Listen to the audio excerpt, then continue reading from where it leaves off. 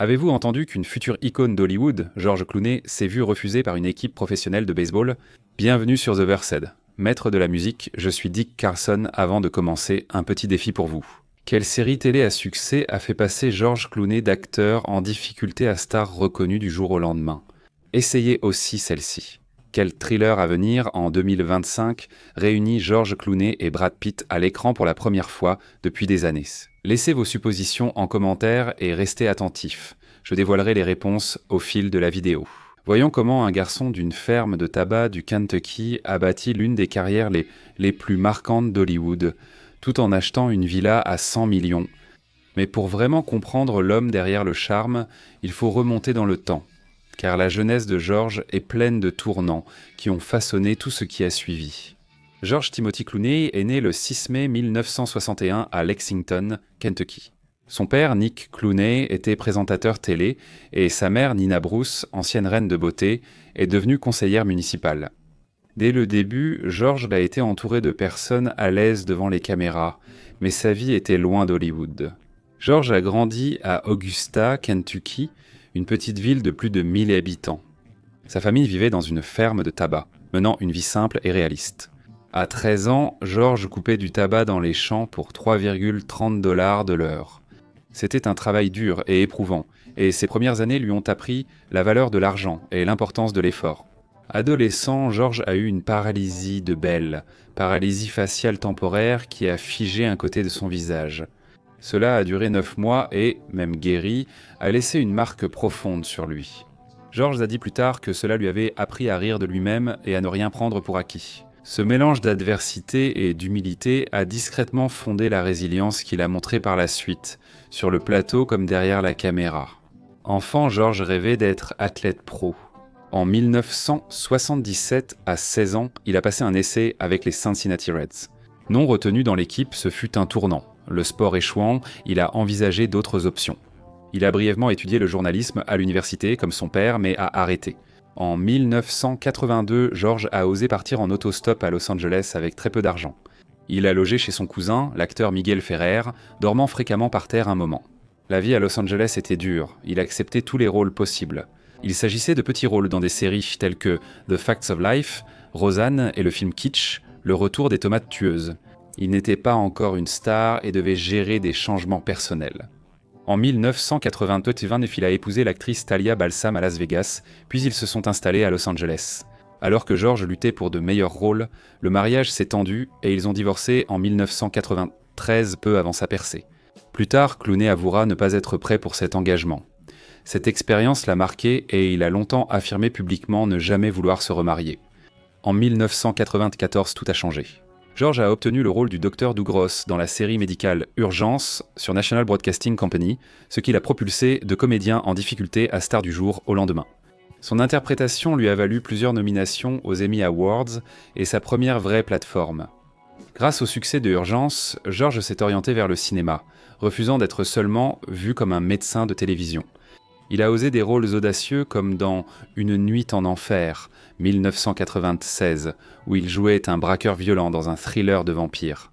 Il a poursuivi avec Hors d'atteinte, 1998, Les rois du désert, 1999, et En pleine tempête, 2000. Ces films ont montré qu'il maîtrisait drame, action et personnages complexes. C'est également à cette époque que l'intérêt de George pour la narration s'est approfondi. Il ne voulait pas seulement jouer, il voulait aussi comprendre le fonctionnement de la machine. Il a donc passé plus de temps derrière la caméra pour apprendre l'écriture et la réalisation. Pour la première fois, George a apprécié les fruits de son travail. Il a acheté une maison modeste à Studio City, pas très loin des lumières d'Hollywood, mais toujours discrète. Son style a également commencé à s'affiner. Il s'est fait connaître par son style hollywoodien. Costumes ajustés, chemises baby blanches impeccables et montres Omega. Au début des années 2000, George Clooney était devenu une icône mondiale. Après des années de croissance régulière, cette décennie a marqué un tournant. Ses projets sont devenus plus ambitieux et son influence s'est renforcée.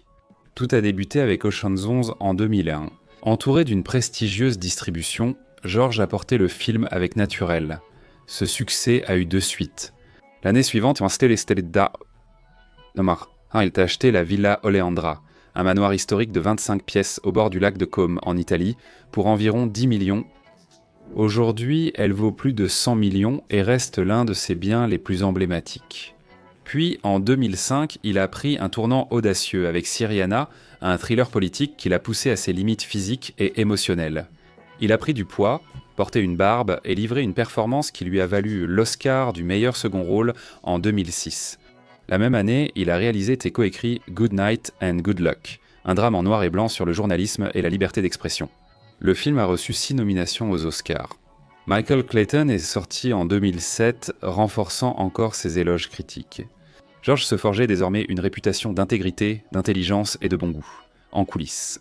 Il a cofondé Section 8 avec le réalisateur Steven Soderbergh. Plus tard, il a fondé Smokehouse Pictures, sa base créative durable. Ces sociétés lui ont permis de façonner des projets dès le départ. Il a sorti des films comme Argo en 2012 qui a remporté l'Oscar du meilleur film. En dehors d'Hollywood, George est devenu un visage clé de grandes marques mondiales. Son partenariat avec Omega Watches s'est poursuivi, renforçant son image intemporelle. Mais le plus grand coup est venu avec Nespresso. George a signé un contrat international de longue durée pour promouvoir la marque de café, lui valant une reconnaissance mondiale. Puis est venu le coup de maître qui allait changer à jamais l'avenir financier de George Clooney. En 2013, George et son ami Randa Gerber ont lancé Casamigos Tequila, devenue une marque de style de vie haut de gamme. Puis, en 2017, Diageo a racheté Casamigos pour 700 millions avec 300 millions supplémentaires en prime potentielle de performance. C'est devenu l'un des plus grands accords commerciaux de célébrité, rendant George presque milliardaire. Avec ce genre de richesse est venue une vie de luxe discret. George partageait une villa de luxe à Cabo avec les Gerber. Son garage abritait des voitures élégantes comme la Porsche 911 Carrera ainsi que plusieurs motos Harley-Davidson. Pourtant, malgré toute cette renommée et ce succès mondial, George est resté célèbrement célibataire. Il répétait ne pas vouloir se marier ni avoir d'enfants. Mais alors que le monde avait accepté que George Clooney resterait le célibataire le plus charmant d'Hollywood, il a surpris tout le monde. En 2014, George a surpris le public en épousant Amal Alamoudine, brillante avocate internationale spécialisée en droit de l'homme. Amal était élégante, brillante et très respectée. Leur mariage à Venise fut un événement glamour avec de nombreuses stars. Au-delà des gros titres, cela a ouvert un nouveau chapitre. Ce chapitre se distingue surtout par son profond sens du but. Ensemble, George et Amal ont cofondé la fondation Clooney pour défendre les droits de l'homme à travers le monde. Ils restent actifs avec Not on Our Watch et The Century. Ces deux organisations se consacrent à prévenir le génocide et dénoncer la corruption, notamment dans des zones en conflit comme le Darfour. Leur engagement envers la justice montrait l'harmonie de leurs valeurs, visible dans leur vie commune. George paraissait enfin épanoui. Il appelait Amal l'amour de sa vie, et en 2017, ils ont accueilli des jumeaux, Alexandre et Ella. Devenir père à la cinquantaine en a surpris plus d'un, mais George a accueilli ce rôle avec joie. Ses amis racontent que ses matinées débutent par le petit déjeuner et la routine scolaire, et ses soirées s'achèvent par des dîners joyeux avec ses proches. Comme les Obama, Meghan et Harry, et Matt Damon, les Clooney partagent désormais leur temps entre plusieurs magnifiques résidences. Ils ont acquis un domaine historique à la campagne dans l'Oxfordshire, en Angleterre, près de la Tamise. Ils passent encore l'été dans la villa de George au lac de Caume. Pour leur séjour en ville, la famille utilise un appartement privé à New York avec une vue imprenable sur Central Park. Malgré leur richesse, leur vie reste simple. George est souvent vu en train de jardiner dans leur domaine au Royaume-Uni ou de jouer au baseball de façon décontractée à Central Park. La valeur nette de George a continuellement augmenté professionnellement. Sa fortune vient de sa carrière d'acteur, d'investissement avisé et d'une réussite derrière la caméra. Dès 2021, il s'est davantage consacré à la réalisation qu'au métier d'acteur. Cette année-là, il signe The Tender Bar, un récit émouvant sur l'adolescence et la famille. À la même époque, son influence a dépassé Hollywood. En 2022, ils ont lancé les Albee Awards pour honorer avocats, journalistes et militants défendant la justice et la liberté au péril de leur vie. L'événement réunit aussi bien des acteurs du changement que des célébrités, montrant que pour les Clooney, l'impact compte autant que l'influence. Et son travail créatif s'est poursuivi. En 2023, il a enchaîné avec The Boys in the Boat, un drame sportif visuellement riche basé sur l'histoire vraie d'une équipe d'aviron outsiders. Ces films ne cherchaient pas à battre des records au box-office. Ils ont été réalisés pour leur profondeur, leur émotion et leur capacité à créer du lien. En 2025, George a exploré un nouveau domaine. Il a débuté à Broadway dans une adaptation théâtrale de Bonne nuit et bonne chance, qu'il avait déjà réalisée au cinéma. Il l'a joué en direct, obtenant une nomination aux Tony Awards et réussissant sa transition vers le théâtre. En 2025, les fans peuvent attendre son prochain grand moment à l'écran. Il a retrouvé Brad Pitt pour Wolves, un thriller qui attire déjà l'attention avant sa sortie. Aujourd'hui, George préfère Craft à Spotlight. Son énergie créative principale est consacrée à la réalisation, au mentorat de jeunes cinéastes et au développement d'histoires intelligentes et significatives à travers Smokehouse Pictures, sa société de production avec son partenaire de longue date, Grant Heslov. Il a signé des accords avec de grands studios, gardant la société active et influente dans l'industrie. En dehors du travail, sa vie a trouvé son rythme avec sa famille et ses amis. Pendant ce temps, le charme de George reste inchangé.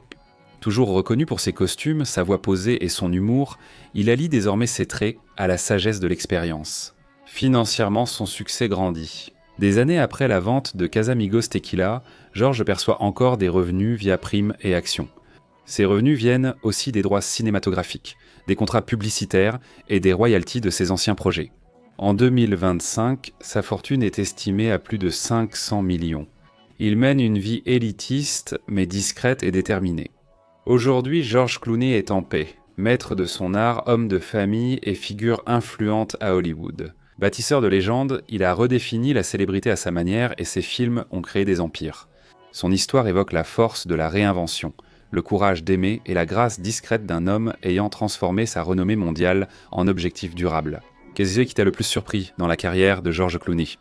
Partagez vos impressions dans les commentaires ci-dessous, et si vous vous sentez inspiré, restez avec nous pour découvrir la prochaine histoire de légende qui arrive bientôt.